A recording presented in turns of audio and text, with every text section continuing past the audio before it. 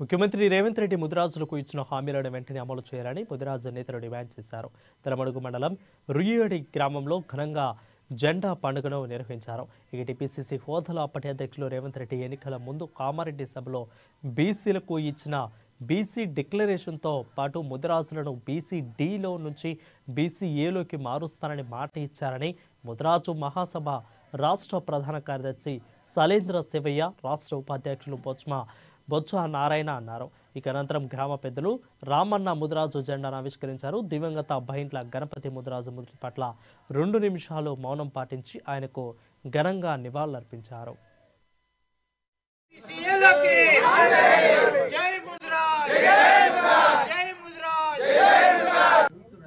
రాష్ట్రంలోనే అత్యధిక పెద్ద సామాజిక వర్గం మనది. బీసీ కులాల్లో మున్నూరు కాపు కానీ పద్మశాలి కానీ ఎవ్వరు కూడా మనంత లేరు. రాష్ట్రంలోనే 60 లక్షల జనాభా మనది ఉంది. అది 2014 సమగ్ర కుటుంబ సర్వే ప్రకారమే మన సామాజిక వర్గం పెద్దదిగా ఉంది.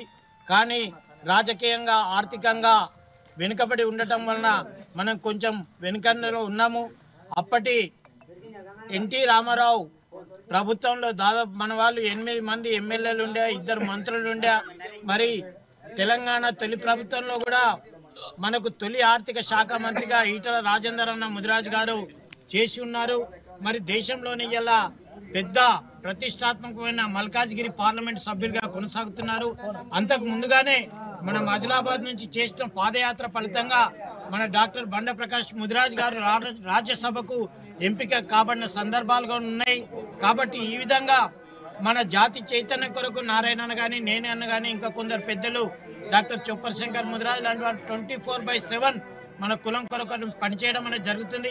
ఇప్పుడు రాబోయే స్థానిక సంస్థల్లో మన ముదిరాజుల సత్తా చాటాల్సిన అవసరం ఉంది. కామారెడ్డిలో గతంలో ఈ విధంగానే ఊరూరా జెండా ఎగరవేస్తే దాదాపు 70 గ్రామ పంచాయతీలని మనం కైవసం చేసుకున్న పరిస్థితి ఉంది. ఇవాళ రాష్ట్రంలో 12,000 పైచిలకు గ్రామ పంచాయతీలు ఉంటే మనం తప్పకుండా ఈసారి ఒక 2,000 నుంచి 3,000 గ్రామ పంచాయతీ